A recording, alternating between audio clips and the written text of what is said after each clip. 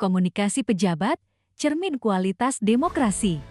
Para pejabat politik mestinya sadar dan mau meluangkan waktu untuk introspeksi. Demo dan kerusuhan sepanjang pertengahan hingga Agustus lalu, katanya adalah akumulasi dari berbagai persoalan yang menghimpit masyarakat. Aduan sudah disampaikan, kritik sudah didengungkan, tapi suara rakyat seolah tak didengar atau tak ditanggapi serius. Kesannya, pejabat politik nggak peka, bahkan seolah seperti tak digubris. Kalaupun pejabat politik kita merespons, kadang kata, perbuatan, atau bahkan gesturnya bisa dipersepsikan sebagai sesuatu yang sangat menghina dan tak menunjukkan empati atas keluh kesah masyarakat. Tak heran kalau ada yang menilai bahwa kebanyakan pejabat kita di eksekutif maupun legislatif tak cakap berkomunikasi. Sebuah gejala yang sebenarnya sudah terdeteksi sejak lama. Setidaknya, ketidakbecusan berkomunikasi itu terlihat saat debat calon kepala daerah saat pilkada, atau saat ada tayangan video di medsos yang menggambarkan kualitas jawaban para legislator kala ditanya wartawan. Jadi, kalau ditelisik lagi, ada yang namanya kegagalan komunikasi, kesalahan dalam berkata, dalam bertindak, dan ekspresi yang diperlihatkan. Semua, ujung-ujungnya, secara akumulatif bikin publik marah. Turun ke jalan adalah cara mengekspresikan kekecewaan, meski harus menghadapi risiko bentrok dengan aparat. Lalu, bahaya lain pun biasanya mengikuti. Bentrok bisa berakses kerusuhan. Harga dari kegagalan komunikasi itu sangat mahal. Ada korban jiwa, ada yang luka. Sarana publik rusak. Yang tak kurang berbahaya adalah tingkat kepercayaan publik merosot. Bisa kepercayaan terhadap lembaga pemerintahan, legislatif, bahkan yudikatif. Lantas seperti apa gambaran singkat anatomi kegagalan komunikasi pejabat itu? Mari kita bedah apa yang terjadi di Indonesia. Mengapa komunikasi para pejabat kita sering dinilai payah? Pertama, hilangnya empati. Banyak pejabat yang gagal menempatkan diri di posisi rakyat. Bayangkan, di tengah kesulitan ekonomi, kita mendengar ucapan seperti guru adalah beban negara. Meskipun itu deepfake, tapi persepsi itu sudah telanjur terbentuk. Atau pernyataan anggota DPR, mereka berdalih butuh tunjangan perumahan lebih besar karena biaya hidup tinggi. Hal ini menunjukkan ketidakmampuan untuk memahami penderitaan rakyat. Lalu yang kedua, komunikasi nonverbal yang buruk. Komunikasi bukan hanya soal kata-kata, gestur dan tindakan jauh lebih kuat. Aksi joget riang para anggota DPR di sidang tahunan MPR menjadi puncak kekecewaan.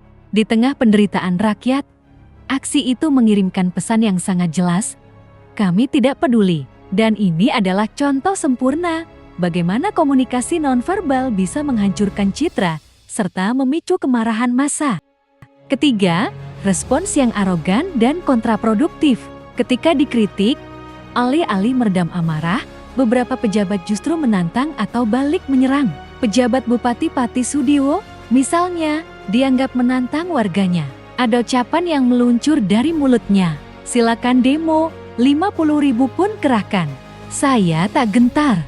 Pernyataan seperti ini bukan hanya tidak menenangkan, tapi juga memprovokasi. Buktinya, tantangan itu dijawab dengan datangnya massa 100.000 orang pada 13 Agustus lalu. Komunikasi sebagai kompetensi wajib. Pertanyaannya, apakah kesalahan ini bisa diperbaiki? Jawabannya, bisa. Di negara-negara maju, komunikasi adalah salah satu kompetensi wajib bagi pejabat publik. Ini bukan lagi sekadar bakat, tapi sebuah keahlian yang harus dilatih. Ambil contoh di Amerika Serikat dan Inggris. Sebelum menjabat, atau bahkan saat masa kampanye, setiap politisi menjalani pelatihan intensif, namanya media training dan crisis communication training. Ada banyak konsultan komunikasi kelas dunia yang menggelar program pelatihan untuk pejabat publik atau politisi. Misalnya, di campaign workshop, mereka sering menawarkan pelatihan komunikasi untuk kandidat kampanye, termasuk cara menyampaikan pidato dan pesan persuasif. Atau, Kennedy School of Government dari Harvard University. Sekolah ini menawarkan program eksekutif dan pelatihan singkat. Modulnya antara lain komunikasi politik, kepemimpinan, dan manajemen krisis.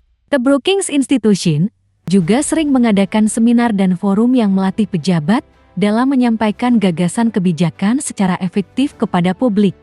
Apa saja yang mereka pelajari? Secara garis besarnya ada beberapa modul kunci.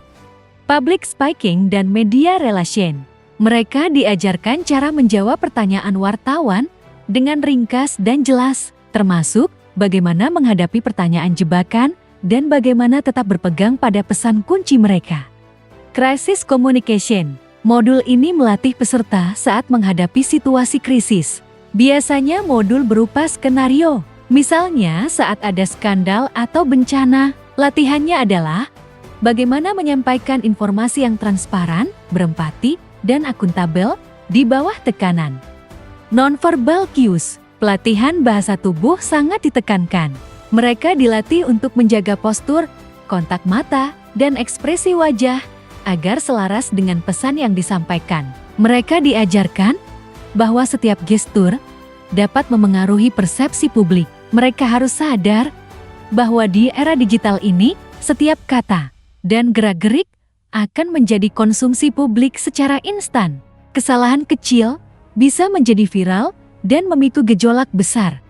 Meskipun belum sekomprehensif di Amerika, di Indonesia, lembaga serupa juga sudah ada. Mereka menawarkan pelatihan, antara lain manajemen krisis dan kehumasan pemerintah. Bahkan pelatihan ini juga ada di institusi sekelas kementerian melalui Pusdiklat.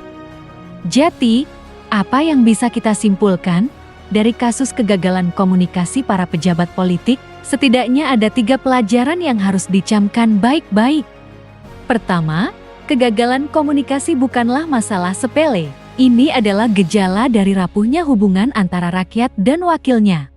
Kedua, komunikasi yang efektif adalah fondasi dari kepercayaan publik. Ketiga, kita butuh perubahan budaya. Sudah saatnya pelatihan komunikasi menjadi kurikulum wajib bagi setiap pejabat publik. Bukan hanya soal etika dan tata cara, tetapi tentang bagaimana mereka belajar untuk benar-benar mendengarkan, berempati, dan berbicara dengan hati. Dalam kasus pejabat di DPR, pada akhirnya demokrasi tidak hanya diukur dari seberapa banyak undang-undang yang dihasilkan, tetapi juga dari seberapa baik para wakil rakyat berkomunikasi dan melayani rakyatnya.